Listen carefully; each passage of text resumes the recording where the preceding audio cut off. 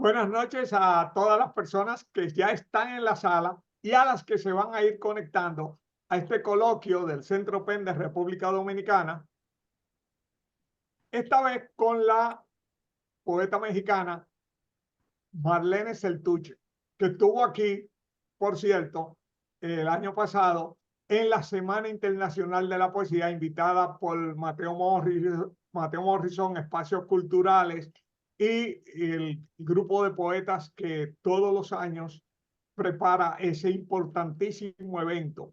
Y tenemos la ventaja de que bueno, vamos a tener tenemos a Mateo Morrison, tenemos a Rosalina Bull, tenemos a Inocencia Vega, tenemos a Bienvenido Medina y otras personas que ya están eh, acá, Rosina Anglada, Jean Parcour, el poeta, un poeta de la hermana República de Haití. Él es dominicano, ya más dominicano que haitiano, porque él prácticamente está haciendo su obra en español acá. Pero qué bueno que está acá, Fausto Aibal, y uh, nuestra invitada, Marlene Celtuche. Así que, Marlene, te damos la bienvenida. Hola, buenas tardes. Oigan, qué alegría estar aquí, me siento muy bien. Les quiero contar que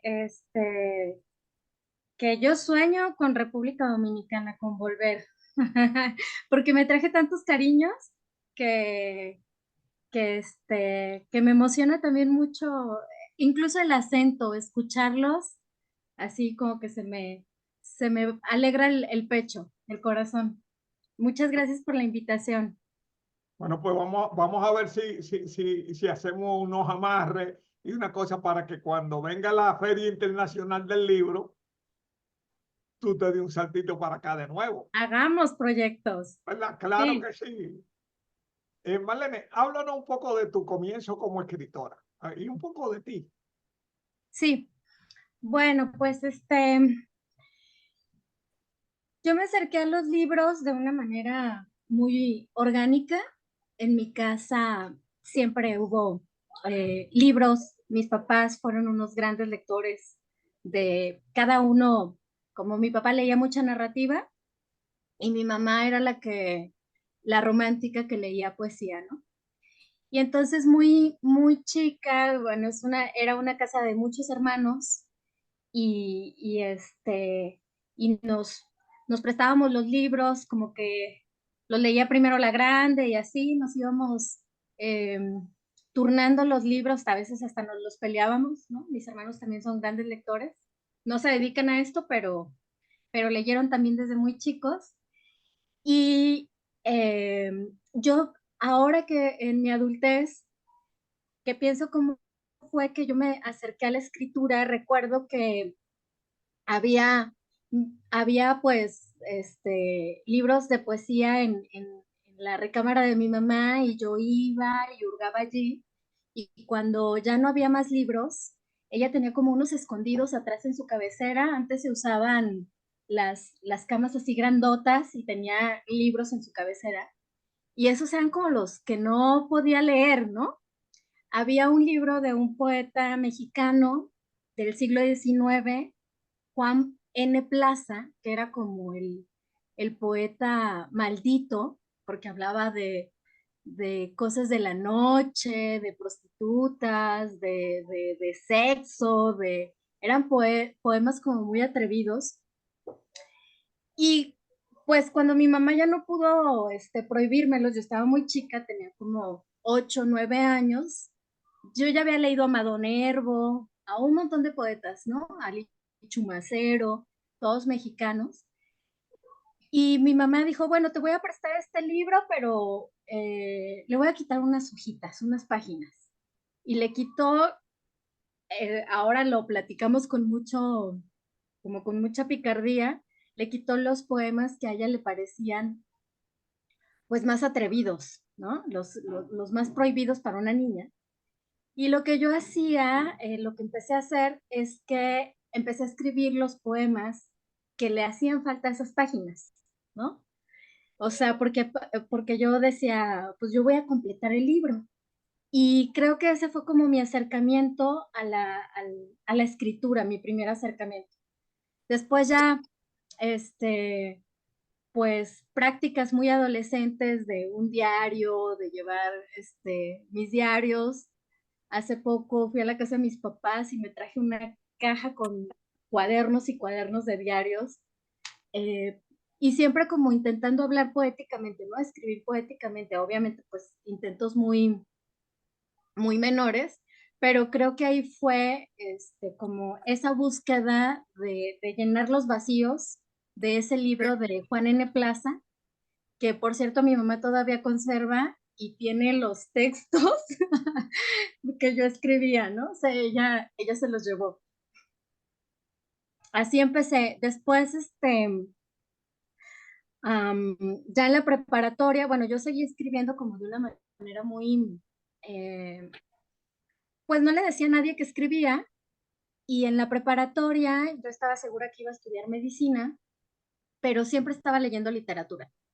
Las clases que más me gustaban eran justamente las de literatura, los talleres de escritura, y una maestra descubrió que escribía y mis poemas los metió ella a concurso sin mi autorización.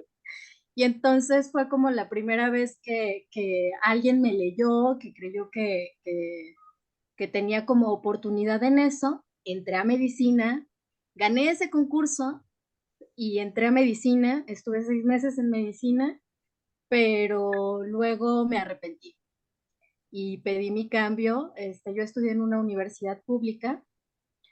Me había esforzado muchísimo para entrar a medicina porque es muy difícil entrar en este país a una carrera así.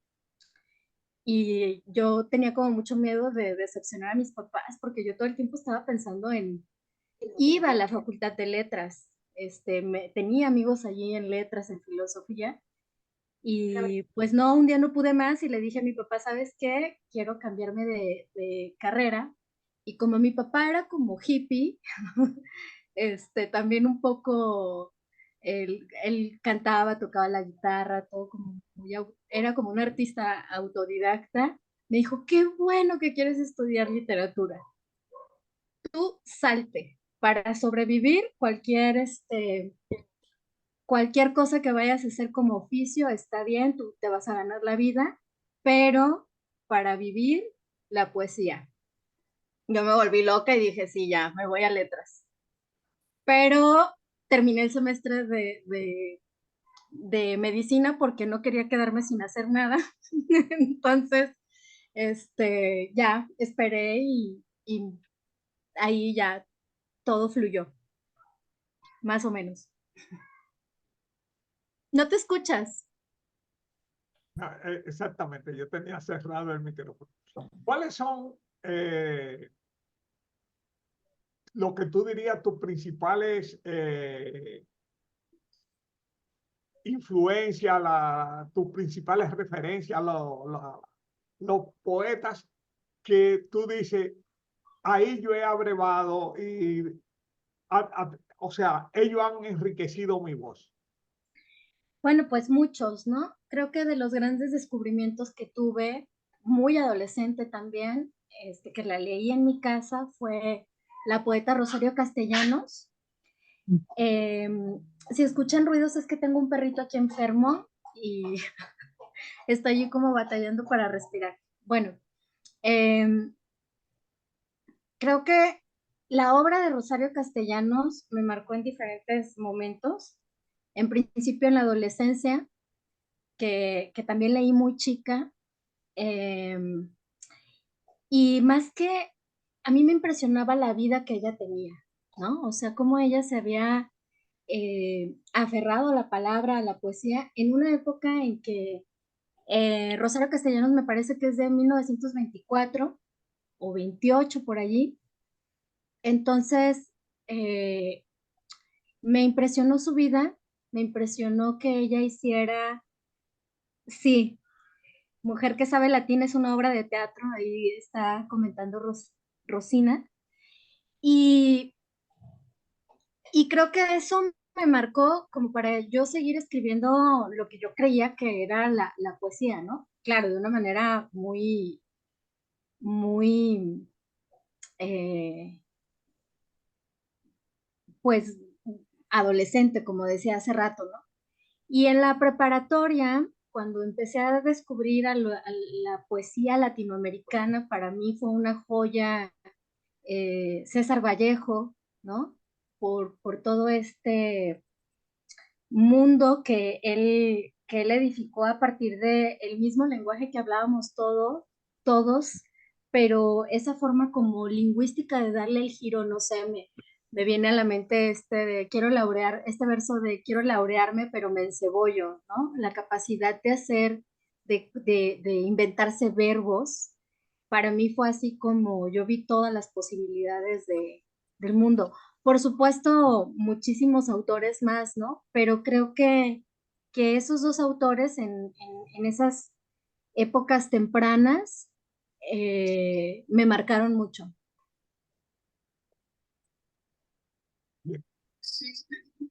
Para no estar como monopolizando que otras de las personas que están Sí, aquí claro. metan la cuchara. Sí, yo quiero preguntar algo. Dale para allá, David. Es decir, ¿qué es lo que te inspira y qué tanto produce? ¿Qué tanto puede producir? ¿Qué es lo que te inspira y qué tanto puede producir? ¿Qué es lo que me inspira? Bueno, con el paso del tiempo he aprendido a escribir de una manera un poco más sistemática, de cómo plantearme proyectos. Eh, sí creo en la inspiración, pero creo más en el trabajo, ¿no? Creo más en las lecturas, creo más en la investigación, creo también como en estructurar un libro, ¿no? O sea, por supuesto que hay veces que sí me pasa, no sé, una vez estaba aquí lavando los trastes en mi casa, en México decimos los trastes, no sé cómo dicen allá, a los platos y los vasos, acá decimos los trastes, la loza. Los trastes Y, también aquí. bueno, yo estaba lavando los trastes y me impresionó mucho que pasó no sé cómo le dicen allá, pero un afilador de cuchillos que tenía yo años que no escuchaba el sonido, el silbidito del afilador, y dejé de lavar los trastes y fui y me senté a escribir un poema que salió de una, ¿no? Entonces yo creo que ese fue como un momento que digamos, me inspiró. Pero ahora no, no trabajo así, ¿no? Ahora pienso como en mis preocupaciones poéticas, en los temas que quiero desarrollar y leo mucho acerca de eso, me documento y ya escribo de otra forma, ¿no? Y la otra parte de qué tanto escribo, pues lo que me permite la vida, ¿no? Porque soy mamá, soy editora, mi trabajo es estar trabajando obras de otros autores pero casi siempre estoy trabajando. Si no es leyendo, corrigiendo o investigando o o viendo documentales, no sé, por ejemplo, ahorita estoy escribiendo, gracias a una observación de aquí de mi amiga Rosalina, empecé un proyecto acerca de Salomón eh, y me fui y en eso estoy. Ahorita estoy revisando el Corán, por ejemplo, un, un, un libro que nunca había leído, ¿no? Ya revisé la Biblia, cuando puedo, cuando estoy lavando los trastes, pongo documentales de Salomón ahí en YouTube, lo que me encuentre, lo que sea que tenga que ver que se relacione con el tema que estoy escribiendo, me lo meto en la cabeza, o sea, me lleno, ¿no? De lo que estoy escribiendo. Y, y bueno, me propuse hacer un poema con este proyecto, un poema por semana, pero la verdad es que no he podido. Eh, O sea, ahí la llevo, ¿no? Pero no he Aquiles, podido. Aquiles, si me permites saludar a estas maravillosas muchachitas que tengo delante de mí. Ay, Ay, Dios mío, Lisbeth. qué alegría, Marlene, Rosalina, y Mateo, el muchachito también, Mateo también, mi otro muchachito, Rosina, a todos la verdad es que estoy fascinada esta noche con estas amigas tan queridas que conocí. Ahora se me fue la bendita fotografía esta, que yo no sé de este asunto. ¿Eh? La Ahí te verdad ves, que ahí te ves. la verdad es que estoy felicísima de verlas y de estar oyendo esta maravilla de joven que se va para donde Salomón a escribir sus poesías. Yo estoy con las guerras y yo sé que Rosalina está en todo también. La verdad, Mateo, a ti te han caído este grupo de mujeres arriba que yo no sé cómo tú no Para soportas. felicidad mía. Tan bello. Bueno, yo las dejo seguir hablando. Marlene, es un encanto recibirte a Rosalina. Ay, muchas gracias. Te mando un abrazo, Lucet. Qué bueno verte, qué bueno que estás aquí. Sí, sí, no podía dejar de entrar. Ay, Bien, yo veo que tú, Marlene, buenas noches. hola, Nelson. ¿Qué tal? ¿Qué tal? Saludos a Nelson Hola, hola. Cruz. En una entrevista que en el programa El Mundo Ocupa, que te hizo Manuel Reynoso, tú le decías que te gustaba mucho también Efraín Huertas. Ah, sí. Entonces, sí, entonces yo me pregunto, de sus libros, Los Hombres del Alba, Absoluto Amor, La Línea del Alba, pero tú le decías a quien te entrevistó que tú notabas que él se repetía mucho. Yo quiero que él tiene, pero tú como que tal vez lo conoces más que yo, mexicano al fin, que me dé noticias sobre esa repetición que tú dices que tiene en sus poemas. Pues mira, creo que tiene que ver, no recuerdo esa entrevista, la voy a buscar. Sí, sí, está en Creo que YouTube. tiene que ver, quién sabe por qué lo dije, pero seguramente los motivos seguramente estaba hablando de los motivos poéticos de Efraín Huerta, que sí, efectivamente es uno de los poetas mexicanos que más me gustan, más que su hijo, que David Huerta, que hace poco falleció. Sí, Y Efraín Huerta justamente hablaba mucho de la ciudad, ¿no? Tiene un poema ay Dios, se me olvidó cómo se llama, La Rosa Primitiva, ¿no? Y este poema, este libro de los hombres del alba, justamente habla mucho de la Ciudad de México. Y me sí. parece que cuando yo dije que se repetía, me refería como a su manera de poetizar, ¿no? Eh, de, de crear imágenes en sus poemas. Él era un poeta de largo aliento, tiene un poema precioso que se llama Este es un amor, y muchas de las imágenes de ese poema aparecen en los hombres del alba, ¿no? Entonces Ok, quizá por eso lo dije, ¿no? Todo de los muslos de plata, las palomas, la rosa justamente, creo que como que la manera de crear imágenes poéticas es como una fórmula muy huerteana, ¿no? Que él descubrió perfecto. y que lo llevó a toda su obra. Ok, déjame aprovechar ahora que estamos en línea. Tú tienes un libro que no aparece, yo lo he buscado muchas veces en Amazon y no aparece, que es Consejos a la Niña, que se Sí, publicó en Dinamarca, la editora Aurora Boreal del 2017. sí, Ese libro no se ha vuelto a editar en español, no se porque en escuchó. Amazon no aparece, lo he buscado.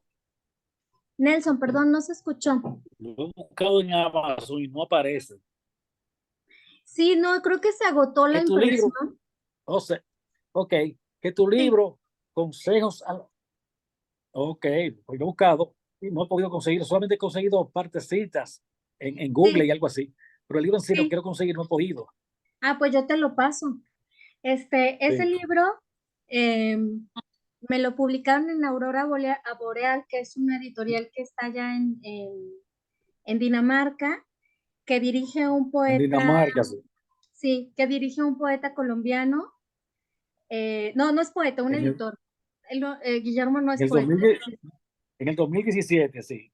Sí, en el 2017. Yo conocí al Sí. editor de una manera muy chistosa, pero bueno, casualmente, él es bogotano, me parece, el editor, y fue a Barranquilla a visitar a alguien y yo estaba leyendo en una plaza y él pasó y me escuchó un poema que hablaba de una felación. Sí. Perdón, pero por Con un eso se señor, detuvo el hombre, una relación con un señor mayor. se regresó. Ah, no, pero ese no es el poema, o sea, el libro, ahorita te cuento la historia del libro. Sí, Guillermo sí. estaba pasando, me escuchó y como escuchó que yo estaba hablando de eso en el poema, se regresó, esperó a que terminara Sí. el poema y se presentó conmigo. Ok. Y entonces fue como la sensación ese poema, ¿no? Y, y después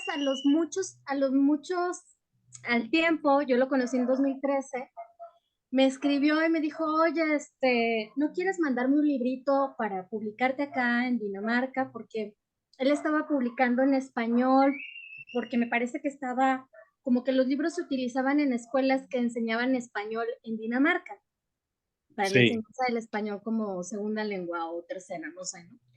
Y yo estaba pasando por un momento muy difícil, que era que me estaba separando de una pareja que efectivamente era mayor que yo, me llevaba 25 años, Sí. y Que y también yo era estaba, poeta él. él es poeta, todavía Sí, vive, sí. según tengo noticias. Y entonces yo estaba Sí. pasando por esta separación que, pues, que no podía escribir ni nada. Y le dije, Guillermo, no, yo estoy muy deprimida, mira, no tengo nada. Y me dijo, pues escribe. Y al día siguiente dije, sí, voy a escribir. Y me voy a sacar este dolor que tengo con 30 poemas. Y escribí durante un mes un poema cada día. Correcto. Y Sí. entonces, Que como era precisamente, un libro como un poco de despecho, porque no quedamos en buenos términos, a mí me molestaba mucho que él me aconsejara, ¿no? Y por eso se titula Consejos a la Niña. sí, sí. Esa es la historia de ese libro. Y si quieres te lo paso completo. Exhibimos Consejos a la una niña. reedición, una Y nueva ahí es que está, reedición. y ahí es que está la inútil, y ahí es que está, que como no, gracias. Ya no escuché. Sí, sí. Ahí es que está la inútil luz, donde Ah, sí. Marlene dice, miro a mi alrededor, miro los minutos que han pasado, lo inútil de nuestras pequeñas llamas que no se logran encender hogueras. No sé si lo recuerda. Sí. ¿No Le se di con... escucha? Sí, Ok, sí, sí ok, lo escuché. Pobre hombre, ok. le di con tubo. Está bien. Gracias, Marlene. Poeticé. Gracias. Sí, Gracias. a ti, alguien. Rosalina,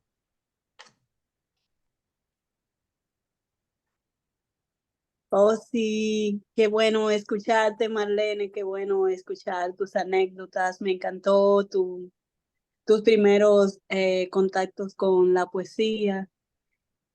Tengo una pregunta para ti. Como eres editora y también es poeta, yo quisiera saber cómo beneficia y cómo obstaculiza tu papel de editora a tu papel de poeta. Pues yo creo que hay de las dos partes. Hay un narrador acá que yo admiro mucho que se llama Eugenio Partida. Él es alguien que yo leí desde muy chica también. Y está haciendo mucho ruido en la calle, a ver si no se escuchan ahí unos gritos de niños. Y eh, él me retó una vez porque en una discusión de borrachera me retó me decía, no, los poetas viven en otro mundo y siempre como buen narrador, siempre me retaba, ¿no? Como que los poetas éramos medios inútiles, ¿no? O sea, ay, escriben un poema y ya se sienten escritores el arte de narrar es más extenso, chalala. Y entonces, después de muchos años, yo entré a parece que no tiene que ver, pero sí tiene que ver, ¿eh? Ahorita voy a llegar al meollo. Yo entré a un taller con él porque dije, pues, ¿sabes qué? Los poetas también podemos escribir una novela y yo voy a escribir una novela, pero quiero ver cuándo tú puedes escribir un poema, ¿no? Hasta ahora no lo he escrito. Yo llevo 70 páginas de esa novela y empecé el taller con él. Nunca me hizo una observación.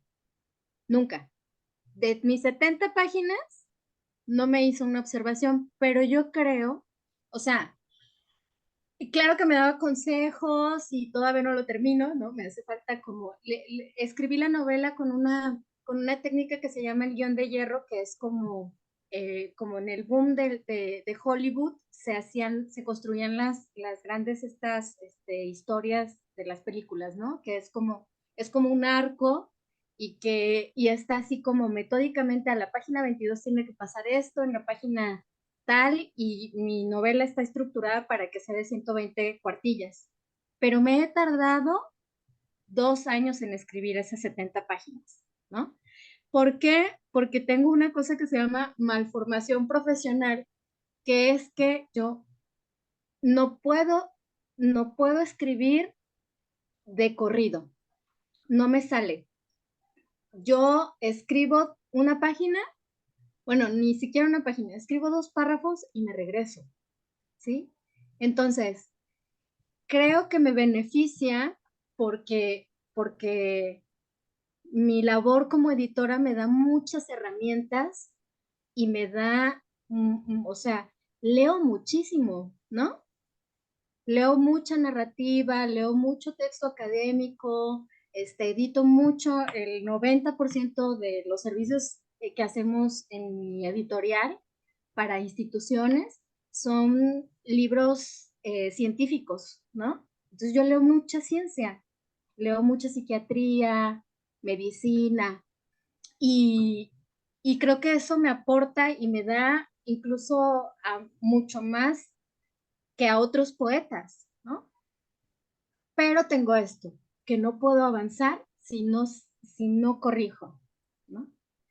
Entonces, mis procesos creativos son muy detenidos porque no puedo escribir así como fluidamente, ¿no? Eso. Chula. Continuamos. ¿Quién más? Mira, que tú estabas hablando de que a ti se te ocurrían los poemas lavando la loza, ¿eh? Sí. Y entonces me estoy recordando que Agatha Christie resolvía sus problemas de crímenes fregando la loza. Sí, lo dice. Sí, sí. Sí. Impresionante cómo escribió. Sí, le surgían las ideas al fregar. Exacto. Yo también creo eso, ¿eh? Cuando creo que la escritura tiene mucho que ver con el cuerpo, ¿no? Incluso, no sé si a ustedes les ha pasado, pero cuando un texto me emociona, eh, eh, me quito los zapatos, me descalzo, o sea, tengo como un ritual. Olga Orozco, la poeta argentina, decía que ella tenía un ritual y que era que tenía 3 piedras siempre en la mano izquierda y escribía con la derecha. Una piedra creo que de donde nació, otra piedra de donde vivió como su juventud y otra piedra que creo que era de donde conoció a alguien que amó mucho, ¿no? Y entonces ella siempre escribía, era como su ritual, dice, ¿no? Dice por ahí en una entrevista que era su ritual, y yo también, aunque no muy conscientemente, pero sí me doy cuenta que cuando escribo, cuando un texto me emociona, necesito estar descalza, o sea, sí tengo como esta parte del cuerpo, ¿no?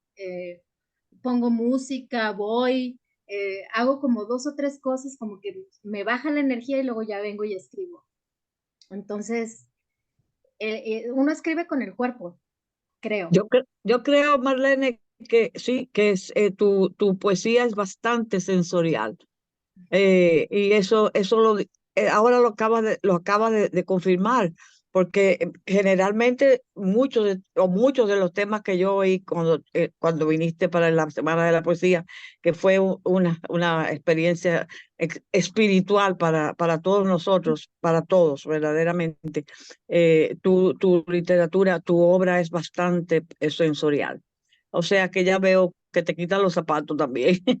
Sí, que necesito Fantástico, tocar el piso con la piel. Sí. fantástico, fantástico. Me parece muy bien, me parece muy bien. Yo creo que además la memoria sensorial está ahí para ayudarnos y hacernos, inspirarnos en nuestras partes del cuerpo y nuestra sensorialidad justamente. O sea sí, es todo, somos un compendio de cuerpo y alma, cuerpo y espíritu. Y no lo podemos evadir, porque ahí está. Así que te felicito, mi vida. Ay, gracias. Así es, la carne se hace verbo. ¿Por qué no nos lees unos poemas? Sí, bueno, voy a leer justamente de este libro que estoy trabajando, pero ustedes díganme cuánto leo. Bueno, alguien comentó antes de pasar, alguien comentó de la muerte de Rosario Castellanos, que ella murió electrocutada. Y también eso me llamaba mucho la atención porque igual que César Vallejo que decía que iba a morir en París un día en aguacero, y creo que latinó hasta el día, ¿no? Rosario Castellanos también como esto que tiene la poesía que es un poco premonitoria, ¿no? Como si escribieran su muerte. Y ella decía, yo no voy a morir de no sé qué, no sé qué, no sé qué, voy a morir de amor, ¿no? Y ella estaba muy mal allá en Tel Aviv, donde murió, y parece que fue un suicidio. Se especula mucho que fue un suicidio. Un jueves, y murió el Viernes Santo. Bueno, le gerró poquito, se lo perdonamos, casi latín. Bueno, ¿cuánto leo? Todo lo que tú quieras. Ay, no me digan porque aquí dejen saco mis 70 páginas de mi novela. No te preocupes por eso, que aquí no hay límites. Bueno, es un libro que estoy trabajando, así que si le ven algo, díganme para tallerearlo. 1. Bueno, está numerado, pero no lo voy a leer numerado, sino para como que fluya un poquito más. Salomón erigió un palacio en mi honor. Él, rey y sabio que heredó de David Mesopotamia y Egipto, esperó a que desprendiera de mi piel la infantil, torpe sensualidad de los primeros años. Los reinos de Judá e Israel no existían cuando se acercó y besó mis pies de hembra. Al compás de su mano, ciudades y desiertos eran movilizados por agotadas bestias y hombres de fe inquebrantable. El mundo le obedecía, y el fuego, y el agua. Dicen que también era mago. Yo le conocí hombre. Los mapas de sus futuros reinos se dibujaron en las ramificaciones de mis venas. Aprendió de mi cuerpo el arte de explorar. Toda su grandeza, todo el esplendor de sus acciones, toda la sabiduría de su corazón, fueron y son verdaderos. Puedo verlo partir sin dolor. Él vuelve siempre. Él eligió una a una cada piedra de estos salones. Ordenó amasar el lodo, encauzar los ríos, edificar columnas, torres, muros. Sin ser necesario, ratas y otros bichos fueron exterminados para no lastimar mi salud. Pulcro, preciso, mi Salomón. En los labios de pobladores de bosques apartados aún se conserva su nombre. Se pronuncia como una oración, un secreto, como cada uno de sus salmos. Estatuillas con mi forma se repartieron simétricamente a lo largo y ancho del palacio. Los huecos entre columnas fueron aprovechados para colocarlas. Breves altares que se repiten cada tanto, ahí están, puedo verlos. Una vela, una vasija con agua y pétalos a punto de pudrirse flotando en ella. Una vela, una vasija con agua y pétalos a punto de pudrirse nadando en ella. Una vela, una vasija con agua y pétalos a punto de pudrirse levitando en ella. Ahora que conocí la gracia de tu cuerpo, que entré en ti, ahora que domino, Rey mío, los deseos de tu carne, no me niegues la presencia que más venero. Ningún varón, ningún santo marcó así la ruta de mis hambres. Repite conmigo esta noche, mañana y pasado mañana y después de siempre.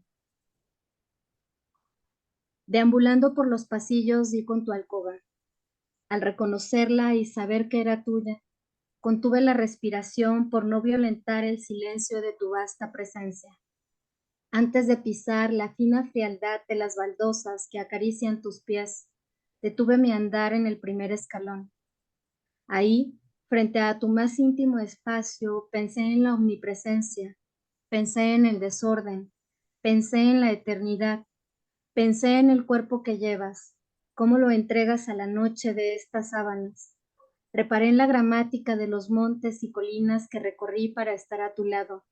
Pensé en la grieta roja del mar que dejé atrás. Pensé en poseerte, hijo de David, durante un breve descanso del desarrollo de tu grandeza. Pero no estabas. Solo fui capaz de percibir tu olor mezclado con el cedro de tu aposento. Y me he estremecido, confieso, de felicidad. Bien. Poquito. Llevo más textos, ¿eh? No crean que llevo nomás esos. Qué chévere. No, no, Me no, no, encantaron. Tengo un solo comentario. Dígame. En el poema 1, donde dice infantil, torpe sexualidad de mis primeros años, yo quitaría infantil porque no hace falta. Con los Porque, primeros años. ajá, de mis primeros años queda implícito y además con la torpe sensualidad de mis primeros años tiene una mayor afinidad fonológica con los versos siguientes y suena muy lindo. Sí, No y hace también, falta. gracias, manita, y también sabes qué, que infantil no vaya a pensarse que era una niña, ¿no? Que le encoja la cuestión Sí. ideológica. Sí, la voy a quitar. Sí. Sí, gracias. Lo vas a quitar, Marlene. Le voy a quitar el infantil Sí, sí, para porque que no me eso, vayan a creer una proxeneta. exactamente, hace muy bien, hace muy bien. Sí, gracias, manita. Fantástico, Rosalina, bien, bien, muy, muy buena observación. Milcíades. Buenas noches, Marlene. Hola, Milciades. Le hablo desde Moca, Ciudad de Dios, en la República Dominicana. Es un pueblo que tal vez algún día usted en su vida podría visitar, porque aquí como usted es cuna de héroes, sepulturera de tiranos y plaza de las mujeres más bellas del país. Ah, yo a lo mejor nací ahí en otra vida. Yo sé. Perdón. Marlene, sentí en su poesía la profundidad que usted va tomando con respecto a Salomón. Y me pareció ver a una de las 80 posibles concubinas de Salomón en su poesía, porque hay se siente esa tendencia un tanto erótica, que tal vez no sea el gran propósito suyo, pero me recordaba un tanto a los poetas malditos de Francia, que no hay poetas malditos en México. Quiero decir que no sean maldecidos. Pero esa tendencia que se percibe en una voz femenina como la suya,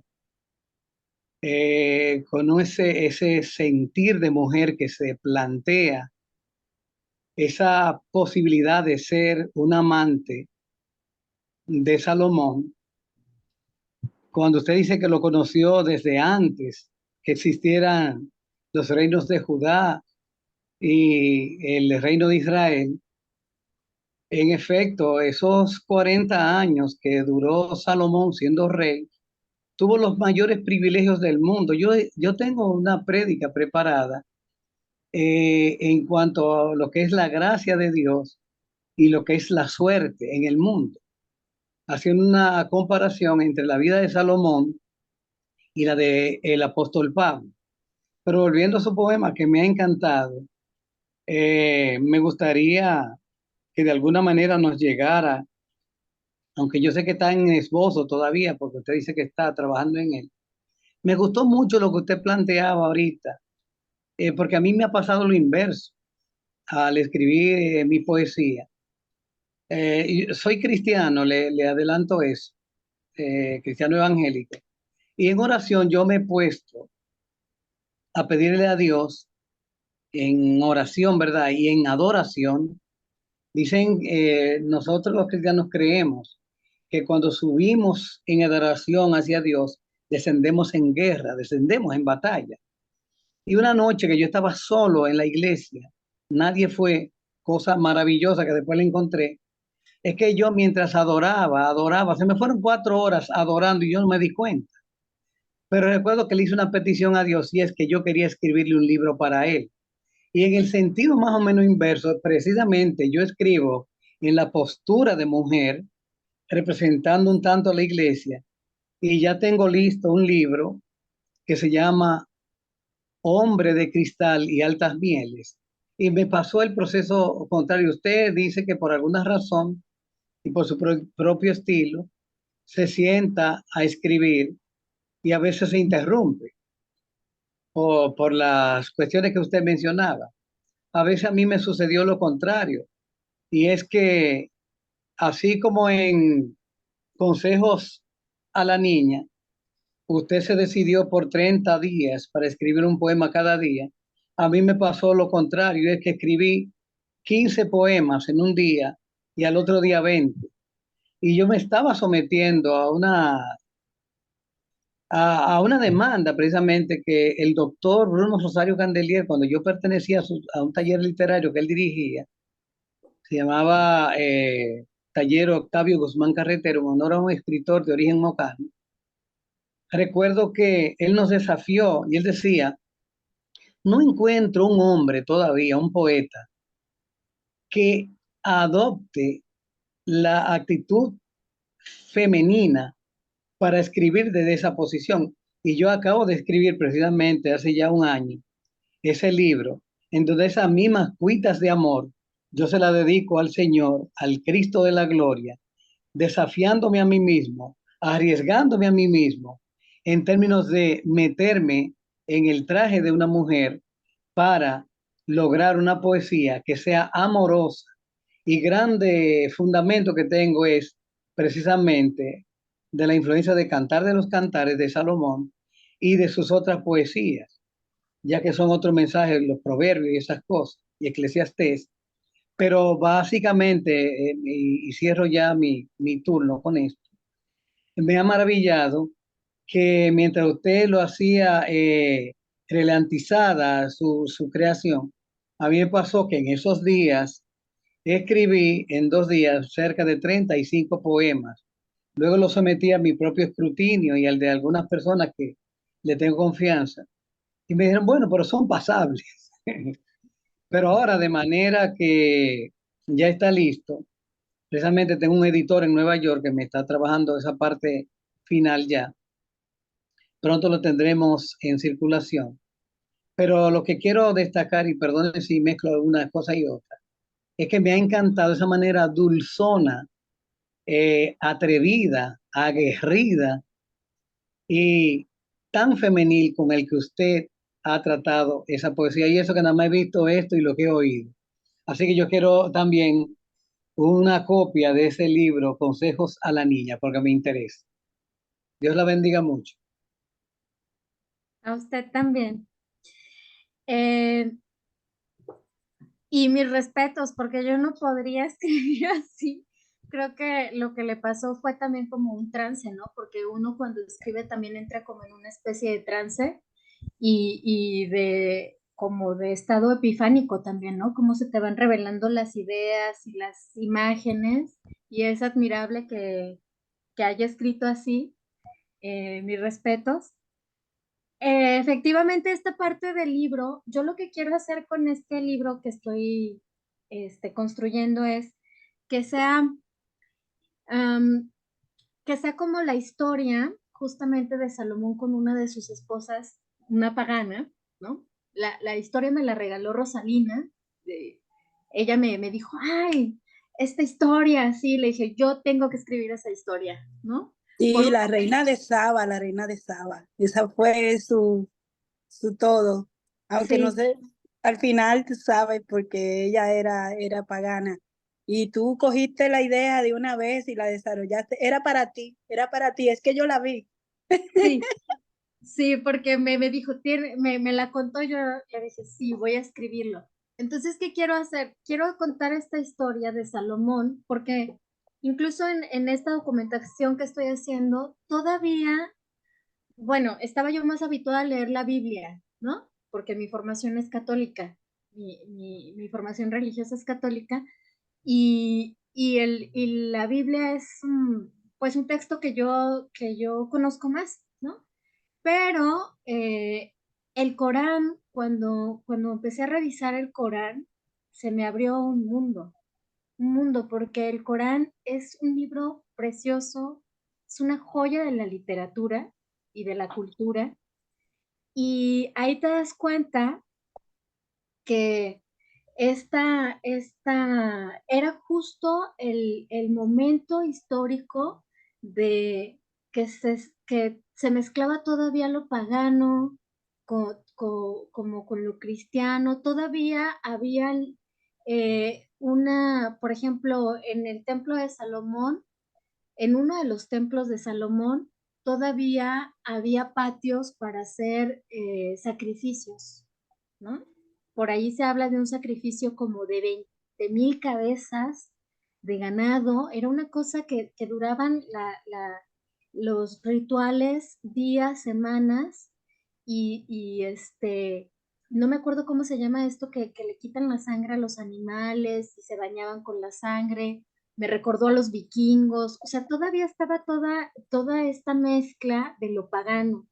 Y justamente Salomón, pues entre todas estas mujeres que eran sus esposas, se involucra también con mujeres paganas, y lo que yo intento o creo que por allí voy, es contar la historia de Salomón, en principio que ella lo adora, ¿no? O sea, era ella no tenía necesidad, la reina de Saba no tenía la necesidad de digamos, en condiciones sociales de hacerse esposa de Salomón, ¿no? Porque así fue como Salomón fue también ampliando el reino de David, que era, pues imagínate, heredar el reino del rey David de por sí, pero Salomón fue más allá todavía, y una estrategia política fue casarse con mujeres para ir teniendo más territorio, ¿no? Pero con ella no había necesidad y ella lo amaba, ¿no? Entonces, lo que intento es que se note esta adoración y lo impresionante que era este hombre, porque era, o sea, fue el que empezó con esta arquitectura moderna de los templos, ¿no? Nada menos el Muro de los Lamentos parece que era un muro de contención de ese grandísimo templo que construyó. Y y era como científico, mago, sabio, o sea, una figura inmensa, ¿no? Entonces, ¿qué es enamorarte de alguien así? Pero también quiero escribir la parte de Salomón, ¿no?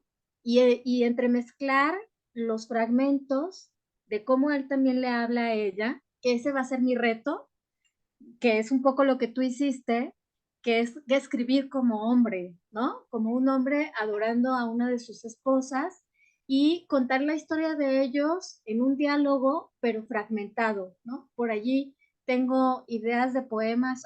Más adelante hay un poema que ya escribí, que es la mujer que recibe a esta esposa y una sirvienta, y cómo la sirvienta le empieza a aconsejar cosas a ella para que se cuide de los rumores y de también como de la política que se manejaba internamente en el templo entre todas en el palacio, perdón, entre todas las esposas de Salomón, ¿no?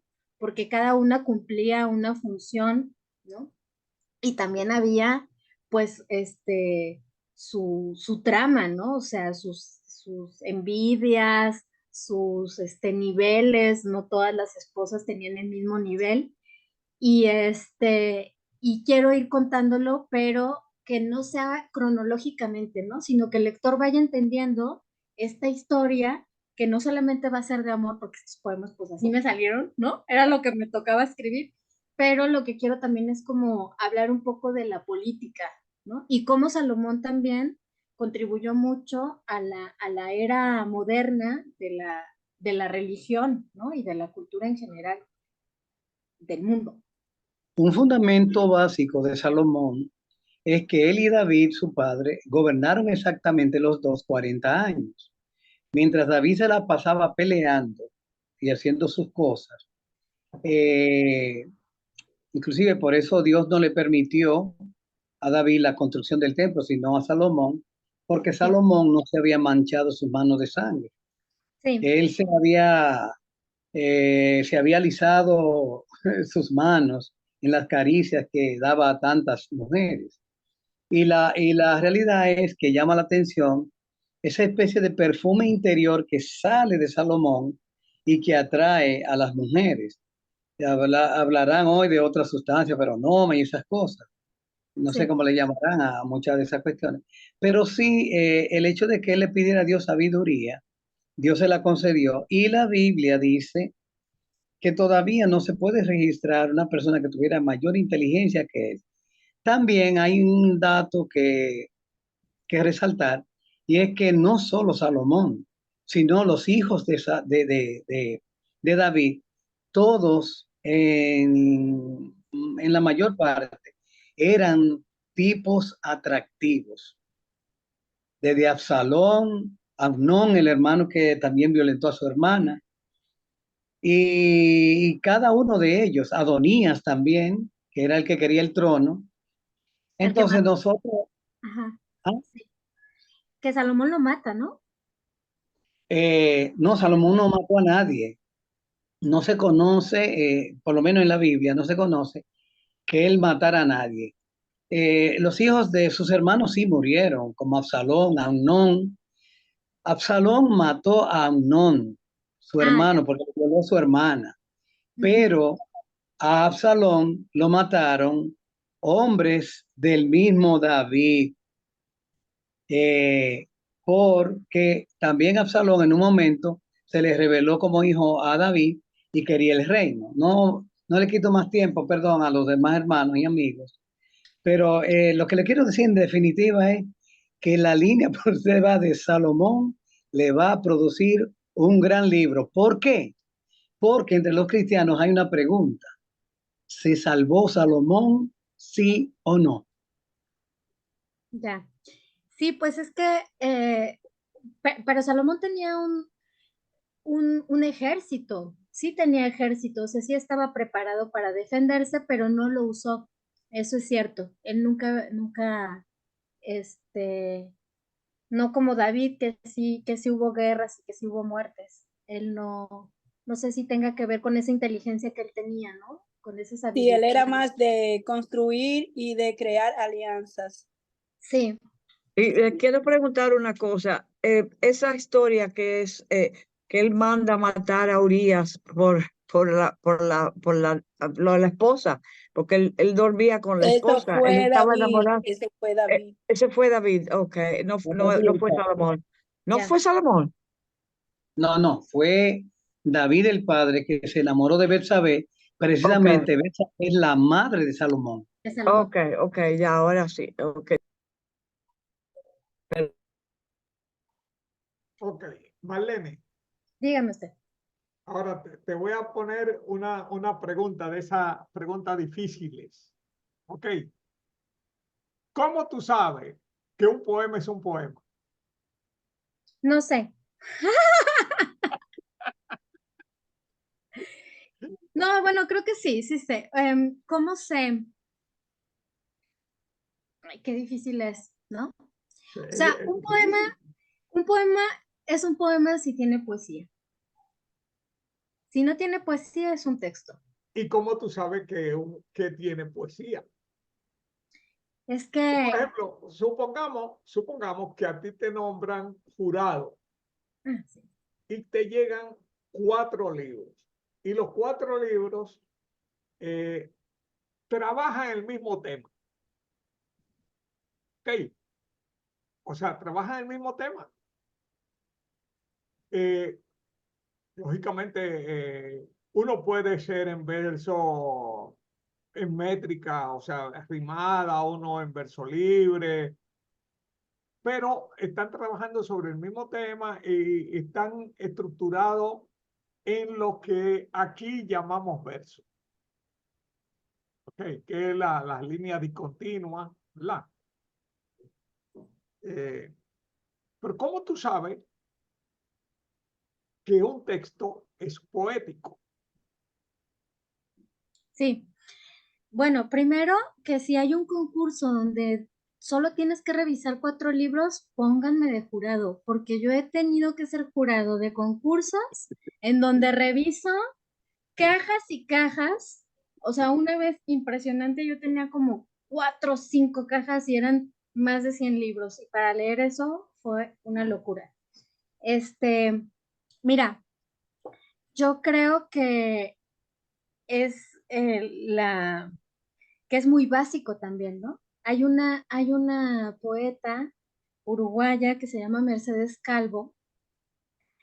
Ella vive aquí en México y ha trabajado mucho el tema de la poesía en la infancia, en las infancias, ¿no?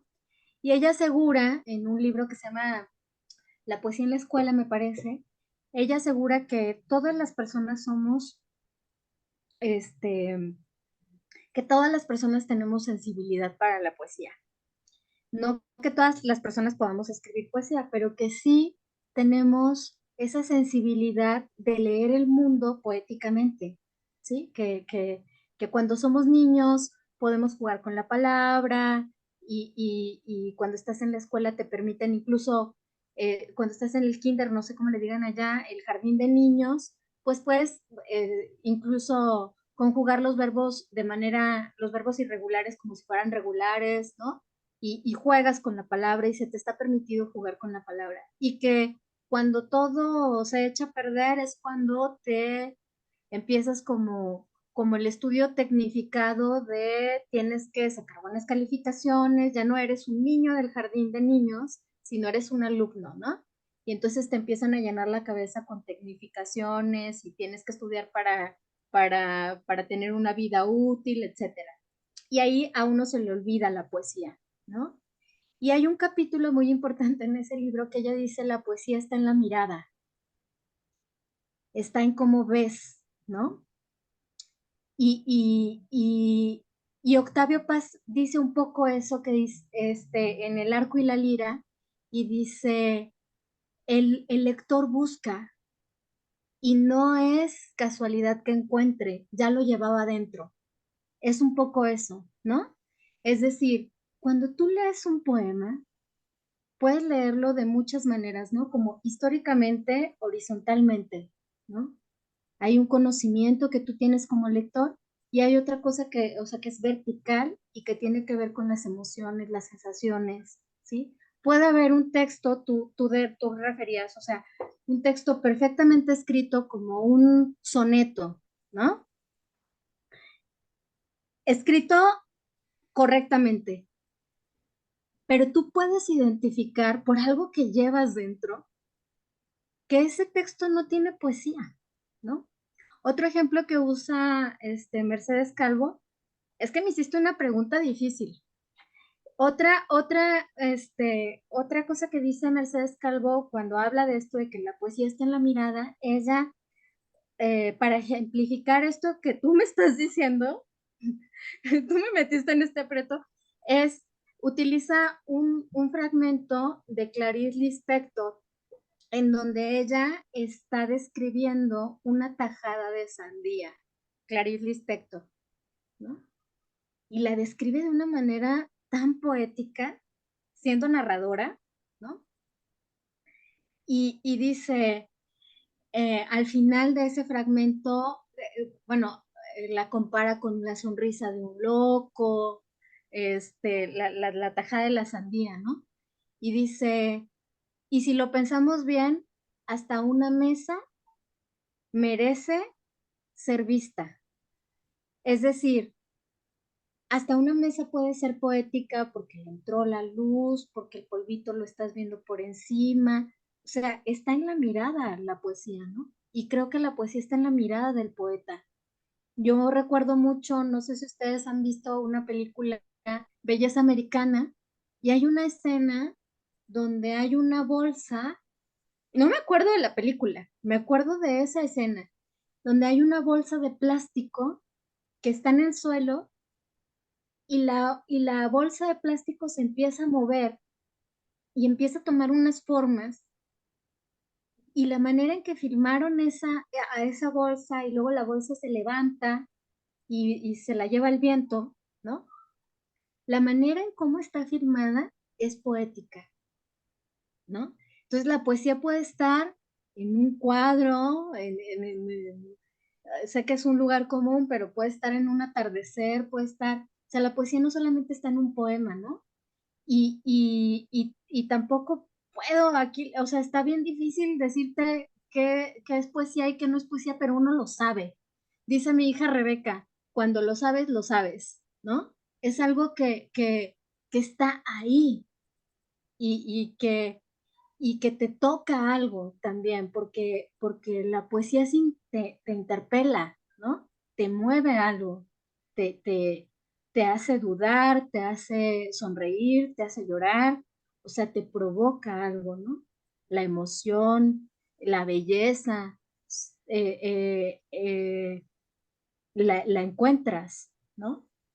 O sea, yo, por ejemplo, pienso otra vez para recurrir a César Vallejo, este poema donde está hablando de la mamá y que la mamá ya no le sirve y que ya no hay, y tú dices, yo he sentido eso, o sea, he sentido esa tristeza de ya no está mi mamá bueno, mi mamá sí está, pero ya vive lejos de aquí, ¿no? O sea, ya no es la mamá, ya no es la sensación esa de que te arropa y tú tienes esa nostalgia y esa orfandad de cómo lo dice Vallejo.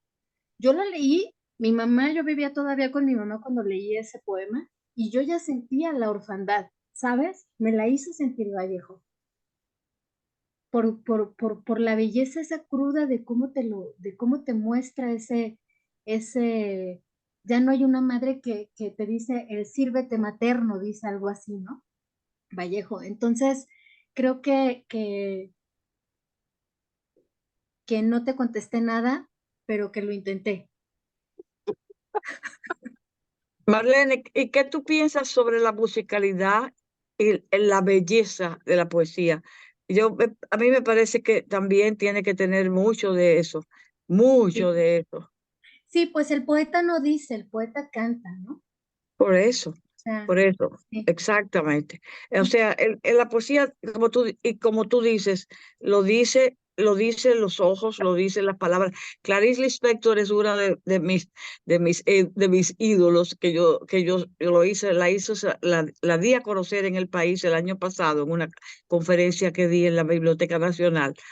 Y la literatura de Clarice Lispector, la obra de Clarice Lispector es toda poética y sin embargo es inclasificable en cuanto a la simplicidad de las palabras que utiliza.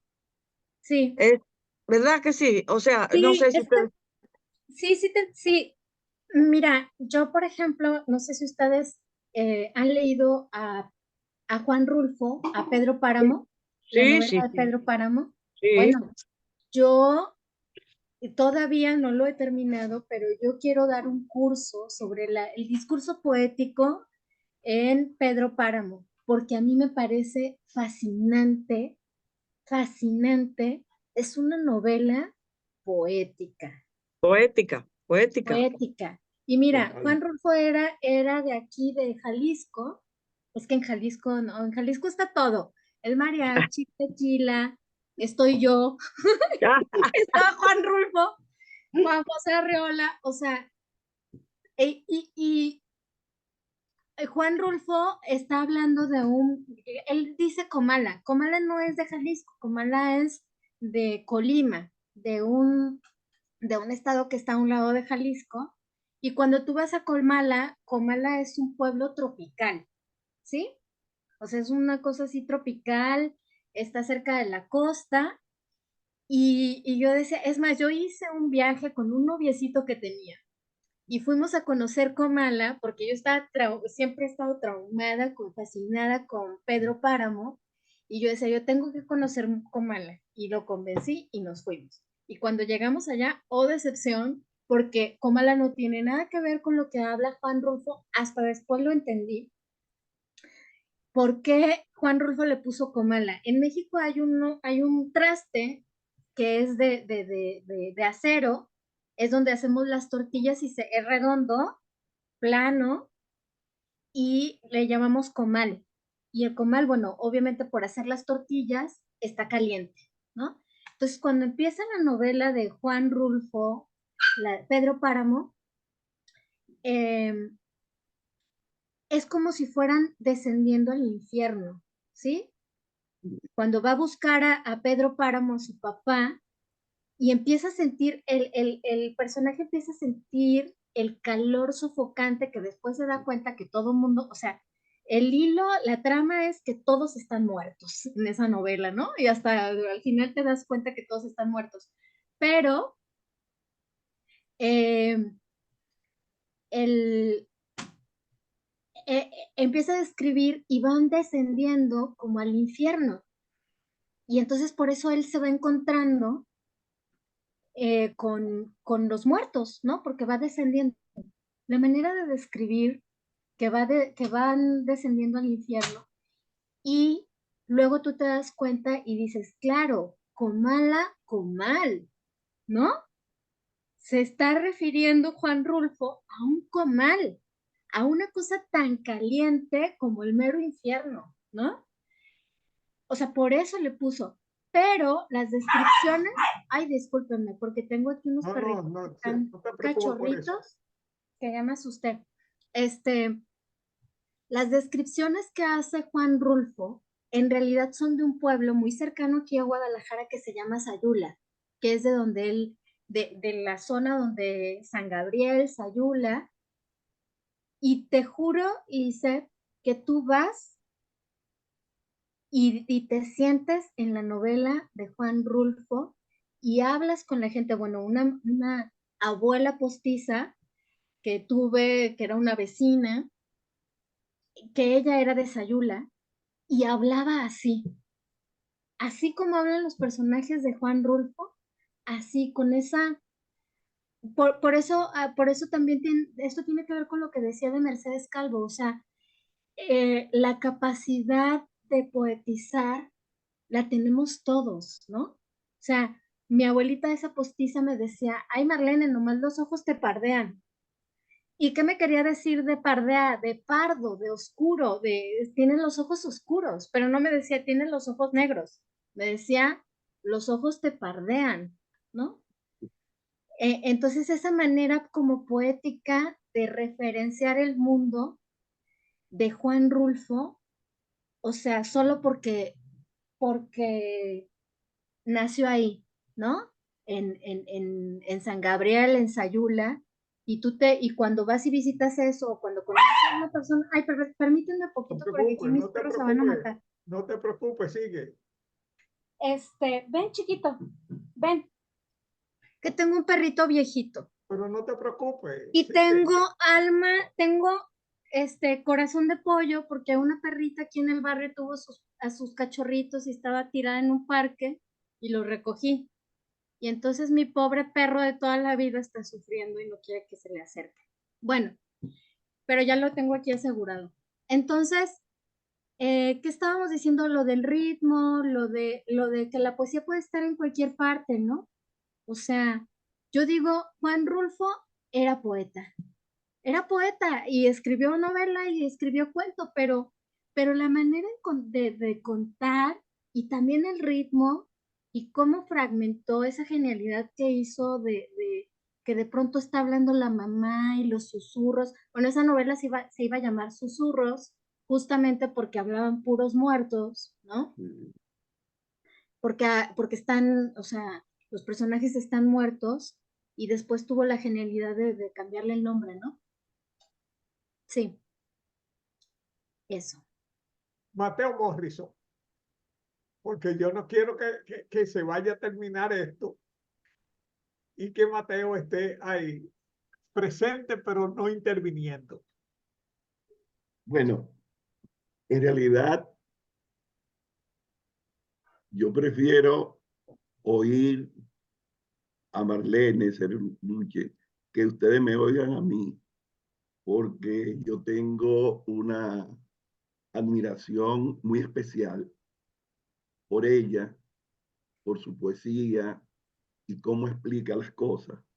Y lo disfruto tanto que yo no quiero utilizar algunos minutos, yo prefiero escucharla a ella. Desde que ella leyó, hizo la primera lectura en el encuentro de la Semana Internacional de la Poesía, me impactó. Entonces me vi en la necesidad de buscar su poesía y hay una relación tan cercana entre su poesía y su capacidad para expresarse, para decir las cosas, que es poética. Eso de cómo ella explica el carácter poético de Pedro Páramo, yo lo sentí desde la primera lectura que hice de ese libro de Pedro Páramo, que es, ese libro de Juan Rulfo es insustituible. Hay algunas anécdotas acerca de ese libro y su significado, pero no es el momento. Lo importante es esa relación Vallejo, Rulfo y la poesía que Marlene no ha expresado esta noche. Eso es un curso, un taller para poder entender, porque la poesía en términos esenciales, para poder explicar, tomó los dos ejemplos paradigmáticos. La capacidad de Vallejo con el lenguaje, con las cuestiones comunes, hacernos una obra de esa dimensión, no solo en Trilce, sino en toda su obra, de una u otra forma. Y en el caso de Rulfo, tanto en la novela como en los cuentos, tú ves que con ese lenguaje común es capaz de construirte espacios fundamentales para la lírica, para entender el mundo de otra forma. Y cuando Valén nos explica y nos habla de que la poesía está en la mirada, esos tres aspectos ya para mí son esenciales. Gracias, Valén. Gracias a ustedes. Lo he disfrutado de una forma extraordinaria, además con mucha sabiduría, como Salomón. Con Salomón, que Salomón nos ampare. Pues prácticamente tenemos ya, nos quedan 4 minutos. Vamos a terminarlo con poesía. Sigue Sí. leyendo. Eso ya estamos de acuerdo. Muy bien, pues voy a seguir. Bueno, no es cierto, voy a leer algo de un libro. A ver. No, voy a seguir leyendo de Salomón. A ver, un segundo, porque ya llegué como a los pedacitos que no están bien estructurados.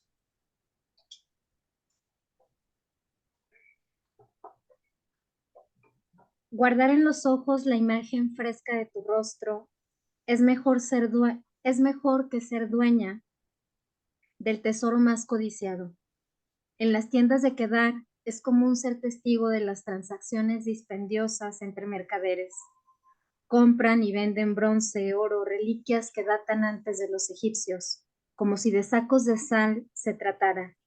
Sin embargo, la constelación de Hidra nació para que luego y sobre tu piel se replicaran en lunares las estrellas que la componen. Dos reflejos de una misma figura, macro y micro, tu cuerpo, Hidra, sus estrellas, lunares, el cielo, tesoros, tu rostro. Te abres y te acuchillan. Usan tus cicatrices como guías para punzar su odio. Por eso engáñalos. Esa fue la sucia advertencia de la criada que me recibió. No le muestres tu debilidad a nadie, que tu dolor te pertenezca. Evita desgracias, concluyó. Miró 2 veces a ambos lados y cerró la puerta. Tu belleza duele. Me orilla a imaginar ciudades delirantes. Tu belleza hace mal. Obliga a mi corazón a vivir en exceso. Para mí, que la mesura era límite y ley. Para mí, que no esperaba más destino que la abstinencia. Tu belleza me persuade en sagradas formas. Me quiebra. Me unge de luz y miedo. Excelente. Excelentísimo. Pues lo primero Ay, qué es, bonito. Marlene, darte las gracias. Como tú entenderás, esta es la primera, pero no la única. Sí, Así que ya, volveremos a juntarnos oportunamente y que tú nos sigas compartiendo tu gran poesía. Gracias a todos los que participaron en esta conversación, en este coloquio con Marlene. La semana que viene tenemos a nuestro Premio Nacional de Literatura y gran narrador, a Roberto. Roberto Marcallé Abreu. Y bueno, vamos a tener mayo con Roberto Marcallé, con Máximo Vega de Santiago. Vamos a tener también la cuarta fiesta de microficción, donde vamos a estar leyendo microficción. Vamos a tener también a Edwin Disla, que acaba de poner una novela. Vamos a hacer el lanzamiento virtual de la novela sobre el hombre lobo de Edwin Disla. Y vamos a cerrar mayo con un narrador, ensayista, poeta y amigo mío, muy querido, que es Manuel Núñez. Así que mayo Sí. va a estar duro y curvero, así lo anunciamos. Y pues, Marlene, aplauso para ti. Excelente muchas gracias. participación. Aplausos para Fantástico. todos. Felicidades. Fantástico, Marlene. Lo malo Muchas- de este tipo de eventos es que hay que acabarlo. Cuando uno Ay, sí, quisiera ay, sí, mantener, así es. pero abrazo para ti. Excelente, Marlene. Y gracias a Suerte. Gracias. Y gusto de Abrazo. verlos a Muchas todos. gracias. Igualmente, les mando Bye. un abrazo, los extraño mucho. Nos Así, vemos. ya, si Dios quiere. Bye, Sí. Rosalina, a todos.